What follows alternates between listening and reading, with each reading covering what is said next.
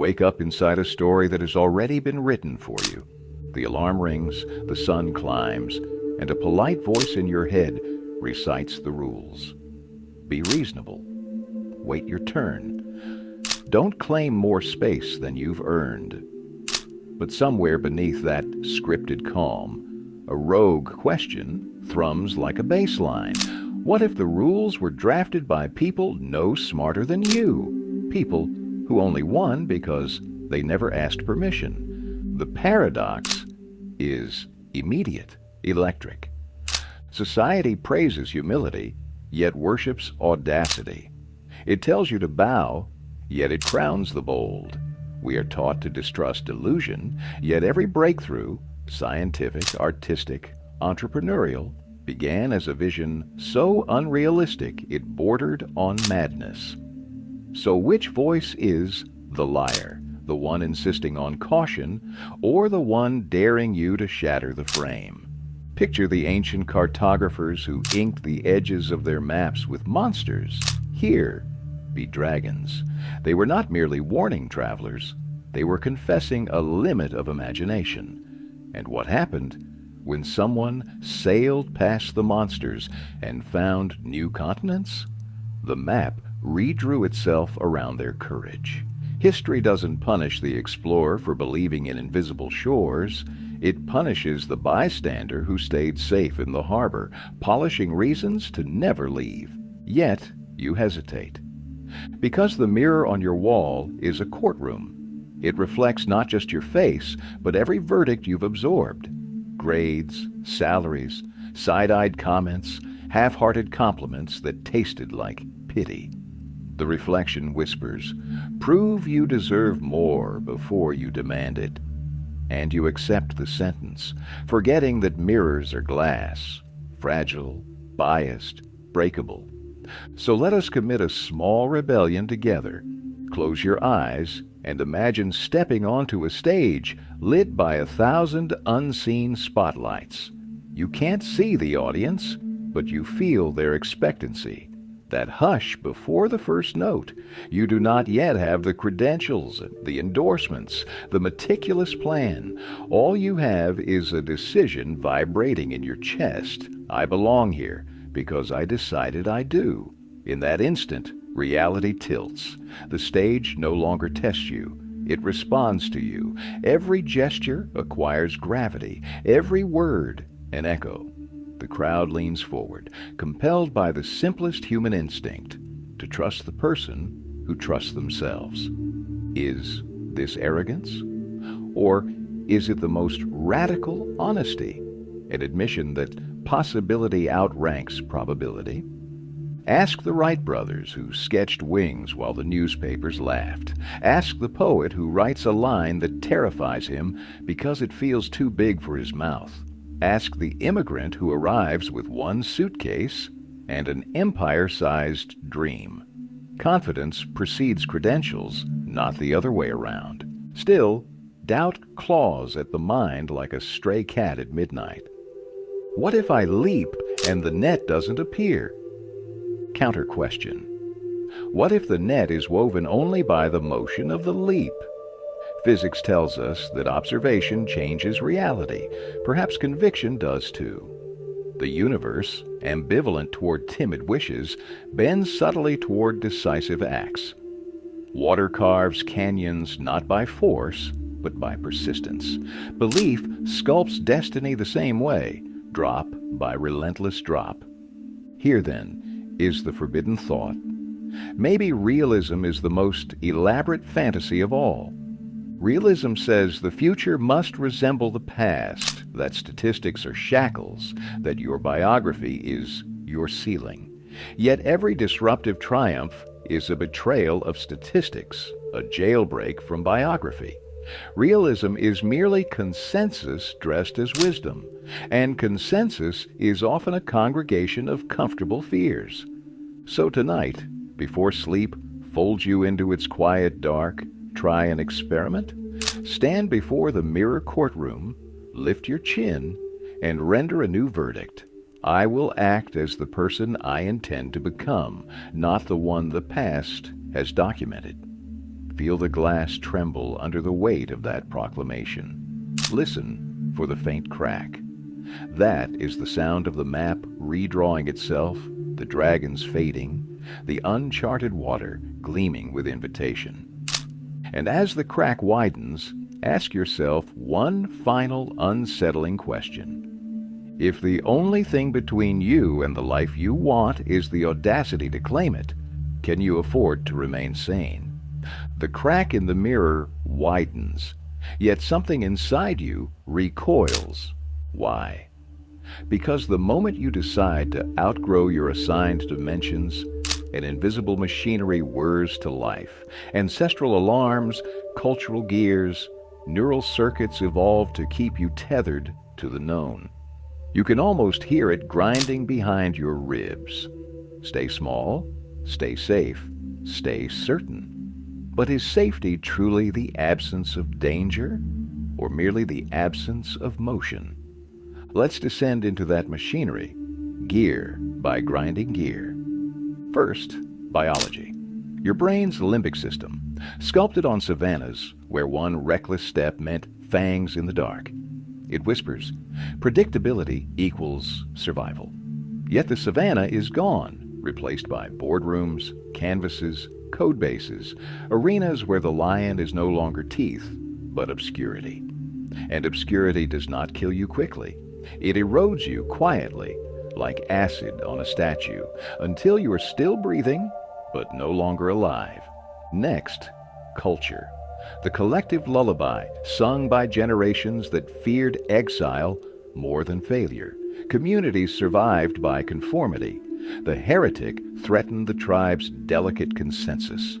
So, society crafted virtues out of caution, calling them humility, prudence, realism. But ask yourself, when did humility morph from accurate self-assessment into ritual self-sabotage? When did prudence become a velvet-lined cage? Then, psychology. The narratives you inherited before you had words. A teacher's raised eyebrow, a parent's sigh, a friend's joking jab, each a micro-scar on the psyche, each reinforcing the same gospel. Don't aim too high. Disappointment hurts. Over time, you internalized a cruel syllogism. If I desire boldly, I risk pain. Therefore, to avoid pain, I must desire modestly. Yet pain deferred is not pain erased. It becomes a phantom ache haunting every unattempted leap. Philosophy joins the chorus. The Stoics preached acceptance. The Buddhists warned against attachment. Existentialists muttered about absurdity. Valuable wisdom, yes, but diluted through centuries of half-read quotes, it curdles into fatalism. People misinterpret amor fati as surrender, forgetting that Marcus Aurelius also led armies. They recite, life is suffering, yet ignore the Buddha's second truth. Suffering can be transcended. Notice the pattern. Every mechanism that cages you once served a purpose. Biology kept you alive. Culture kept you included. Psychology kept you intact. Philosophy kept you contemplative. But tools can turn tyrant when wielded by fear. The same knife that slices bread can sever possibility. Here is the cruelest irony. The machinery feels like you, because it speaks in your own voice, uses your own memories as evidence, and parades as your authentic self. But authenticity is not a museum exhibit. It is a forge. Steel is no less steel when heated and hammered into a sword. Likewise, you do not betray yourself by evolving. You betray yourself by remaining ore. So ask a sharper question. If your instincts were engineered for a world that no longer exists, isn't obedience to them a form of historical cosplay? You are reenacting an ancient cautionary tale while living in an era that rewards audacity with exponential returns.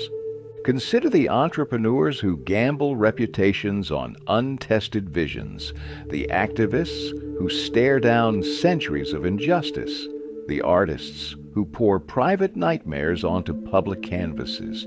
They, too, hear the machinery's clatter, but they treat it as background noise, not command. They understand that courage is not the absence of fear, but the decision that something else is more important. What, then, is more important to you than fear? A legacy? A love story? A life that feels handwritten rather than photocopied? Choose one and hold it to the light. Watch how the gears slow, how the alarms dim, how the mirror, cracked but intact, begins reflecting not a prisoner, but a contender. And in that softened silence, realize the machinery is yours to rewire. Neural pathways can be retrained, cultures re-narrated, philosophies reinterpreted. Evolution endowed you with plasticity, the power to become the architect of the very system that once confined you. The only question that remains is disarmingly simple. Will you use that power, or will you let antique ghosts pilot your future? The gears fall quiet, but silence is not salvation. It is a summons. In the hush that follows dismantled doubt, a raw possibility glows like molten metal, still shapeless, still scorching, begging for the strike of a hammer. Thought alone cannot cool it into form. Only movement turns molten into myth. So the question sharpens. What is the first irreversible step you can take before fear reassembles itself? Irreversibility is the philosopher's stone of transformation. Delete the backup plan, sign the non-refundable lease, announce the launch date in a room full of skeptics, acts that torch the retreat path and force the future into being. History's hinge moments are littered with burned ships, Cortez scuttling his fleet, Rosa Parks refusing her seat, a young programmer dropping out to build a company in a garage. They did not inch toward destiny. They detonated the bridge behind them. But you, modern alchemist, live in subtler times. Your dragons are not oceans or segregation laws. They are algorithms, opinions, and the anesthetic glow of endless scrolling. Your battlefield is a desk, your weapon, a cursor, your enemy, the inertia of someday. How do you burn ships made of pixels and procrastination? Begin with a promise spoken aloud, ideally to someone who will remember. Language, once externalized, becomes architecture. A vow is a column you must build upon or watch collapse in public shame. Tell your friend you'll submit the manuscript by Friday. Your team, you'll demo the prototype next month. Your mirror, you'll quit the job that numbs you by year's end. Notice how the air thickens with consequence. Notice how your muscles tighten, preparing for tasks you still don't fully understand. Then, orchestrate friction against retreat. If the gym is across town, move closer. If the phone seduces your focus, exile it to a lockbox until dusk. Replace "I'll try" with calendar invites, automatic drafts, standing meetings. Make backsliding more painful than progress. Is this manipulation? Yes. Of your own psychology, the same way an engineer manipulates gravity with an inclined plane. Tools are neutral. Intent is sovereign. Here's the paradox that frightens and frees. You do not become confident and then act. You act and thereby inherit confidence. Courage is a receipt, not a coupon. Each completed rep, cold call, brushstroke, prints a proof of purchase for a future self who no longer needs convincing. The novice who speaks on stage, despite trembling exits, to applause that rewires her neurons. The entrepreneur who ships a buggy, beta, gains data that outmuscles doubt. Momentum is the only mentor that never lies. Yet beware the counterfeit of busyness. Motion is not always progress. Sometimes it is choreography for cowardice. Endless research, polished decks, color-coded spreadsheets, these can masquerade as movement while preserving the status quo. Ask yourself, does this action expose me to the risk of real feedback, or does it insulate me from it? If failure is impossible, transformation is improbable. Consider the scientist who publishes a controversial hypothesis. He knows peers may shred his logic, yet he also knows scrutiny is the furnace that tempers truth. Consider the activist who live streams her first protest speech, the artist who uploads an unfinished song. Each invites critique because critique is evidence of contact, proof that the work has left the mind's safe harbor and collided with the world. Contact is messy, often humiliating, occasionally catastrophic. Morning arrives like a verdict. The irreversible step has been taken, and the world finally has the chance to answer back. At first, the reply is subtle, a polite silence in your inbox, an awkward pause after your pitch, a single downvote that feels heavier than 100 likes. But resistance never stays polite for long. Soon, it swells into missed deadlines, skeptical mentors, algorithms that bury your post, bank balances that drop like winter leaves. You feel the tremor of an ancient impulse: retreat, repair, return to smaller dreams. Yet you also sense a deeper truth vibrating beneath the panic. Every force that pushes against you can be ground you push from. Ask a gymnast how she lifts her body into the air. She will tell you the floor is her partner, not her opponent. Ask a surfer why he hunts storms. He will say the wave that could drown him is the same wave that can carry him farther than calm water ever could. So when the world pushes back, do you label it enemy, or do you recognize it as choreography? This is the paradox of mastery. The very friction that threatens to break you is the only substance sturdy enough to sharpen you. The writer's first one-star review carves humility into his prose.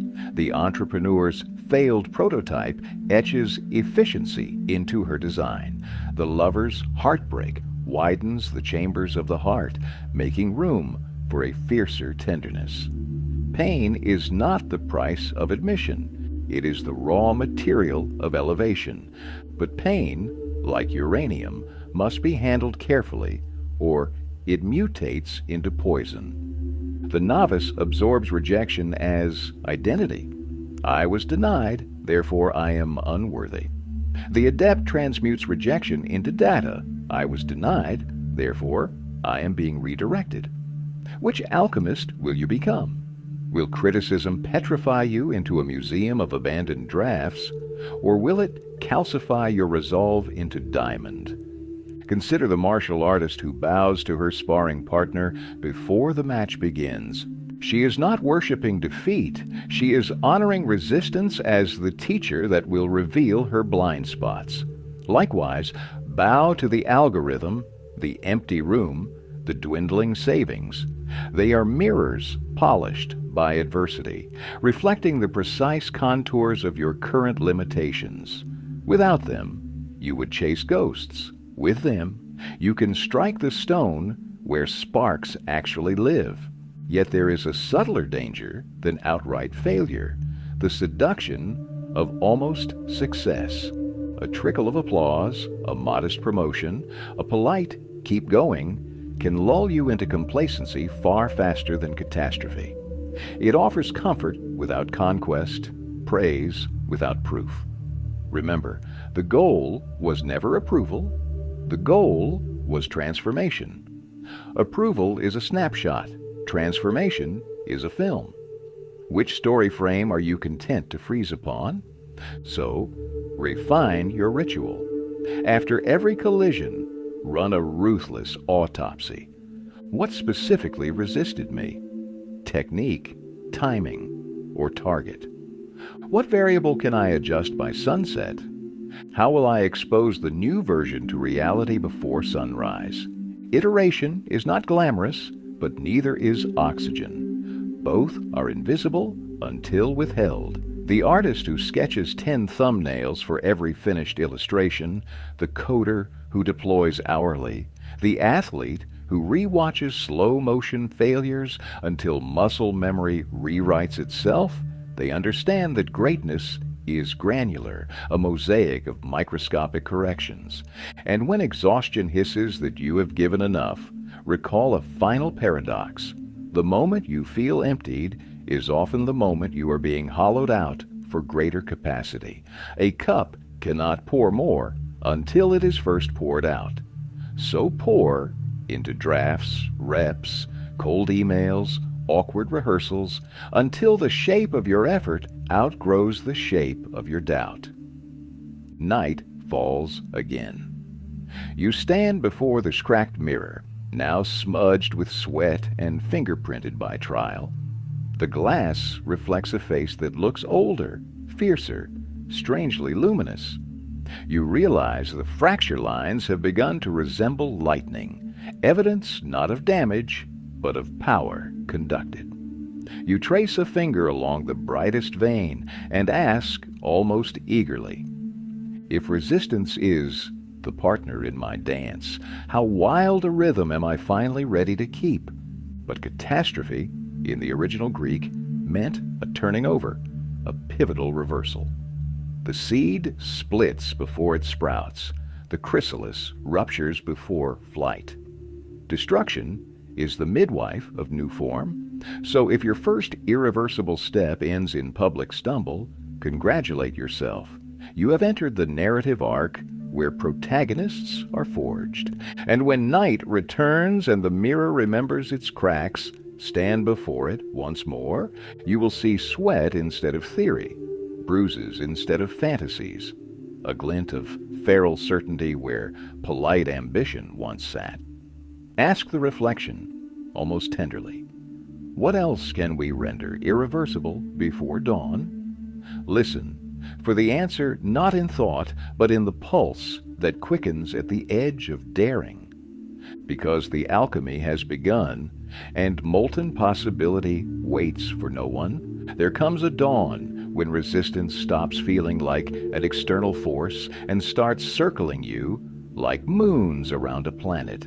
Deadlines orbit, critics orbit, even admiration orbits. Drawn by an invisible pull, you forged through cumulative leaps, collisions, and recalibrations. You realize, with a tremor of astonishment, that delusional confidence has become ordinary fact. The prophecy you once mouthed in trembling defiance now echoes as mundane weather. Of course you belong here. Where else could you be? Yet victory carries its own seduction, the temptation to plateau on the first peak that grants a view. You could stay here, comfortably exceptional, marginally challenged, politely applauded. But the mirror, cracked into lightning, now reflects a horizon beyond horizons. It asks a final, vertiginous question. Will you let today's triumph calcify into tomorrow's cautionary tale? Consider the cosmos. Stars do not shine by clinging to their first ignition. They burn by perpetually collapsing inward, fusing new elements, birthing heavier metals until they either supernova or condense into diamond-dense quiet. Likewise, creation demands continual implosion, each layer of mastery feeding the next combustion. Rest is a comma, not a period. So you draft a new impossible. Perhaps it is a novel written in a language you barely speak, a venture that dismantles an industry, a movement that outlives your name. Whatever the shape, it must be large enough to dwarf your current gravity, forcing you once again into the orbit of humility, risk, and irreversible steps. The loop closes, not as repetition, but as a spiral, each revolution wider, wilder, closer to whatever word stands beyond ambition. Here lies the ultimate paradox. True confidence is not certainty of success, but intimacy with uncertainty. You no longer fear the void because you have leapt into it and found each time that falling is a kind of flying in slow motion. You trust the choreography of chaos. You know the net appears because you weave it on the way down. Failure remains possible, indeed inevitable in microforms, but its sting has been transmuted into guidance like a compass needle that only points when disturbed. Look back once, briefly. See the cartographer's dragons fading, the gears you rewired, the molten decisions hammered into architecture, the dance marks etched into the floor. Each stage seemed insurmountable until you stepped past it. Each fear looked eternal until exposure bleached it to transparency. Memory confirms what logic once doubted. Reality kneels before relentless iteration. And now, face forward. Feel the pulse of a universe that no longer tests you, but collaborates with you, arranging coincidences like stepping stones. Partnerships materialize, insights collide, doors unlatch at a touch. Outsiders call it luck. You recognize it as resonance. When belief becomes behavior, behavior becomes signal. And signal summons the very future it predicts. So close this chapter with a vow carved deeper than the first. I will forever choose the larger life over the safer one, the unanswered question over the accepted answer, the next cliff over the current plateau. Speak it aloud. Let the syllables reverberate through the cracked mirror until the glass, having served its purpose, finally falls away. You stand unreflected, undefined, uncontained, facing only open sky, because in the end, delusional confidence is merely a misnomer. There was nothing delusional about believing in a self that diligent courage could sculpt. The real delusion was ever thinking you were meant to remain small.